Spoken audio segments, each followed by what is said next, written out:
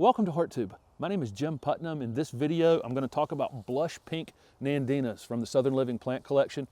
Blush Pink is an improved Firepower Nandina. Firepower Nandina has been around for a long time. It is a little dwarf Nandina, only gets about 2 feet tall, two and a half feet wide, something like that. But it turns bright red in the wintertime, and that's the reason it's so popular. It really adds a lot of interest to any winter garden.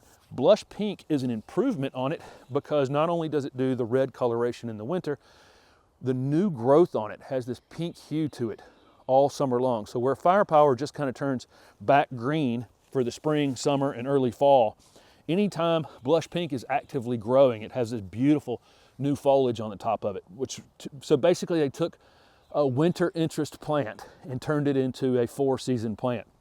It still has all the other features of Firepower Nandina. It doesn't flower or fruit like older varieties that could end up invasive, so that's a nice feature of it.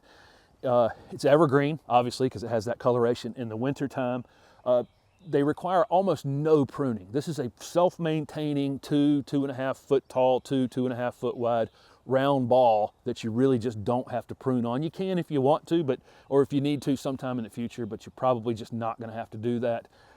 They can be fertilized once a year in the late winter. These are acid-loving plants, so a fertilizer for acid-loving plants like holly tone or an azalea camellia rhododendron fertilizer might be helpful on these, especially if you have neutral or alkaline soils.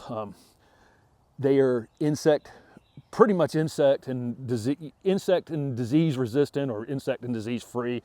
They're deer resistant. Everything you'd want in a low maintenance evergreen small mounding shrub. Makes it a perfect foundation plant. They can be mass planted, they can be container planted. They're hardy in zone 6 to 10 and really just create this a beautiful addition to any garden.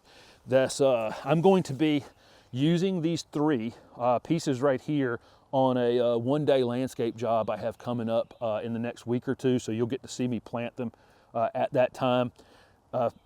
These are really drought tolerant once they're established. I'll plant them a little high so that I don't cover any of the wood that wasn't covered when I purchased it.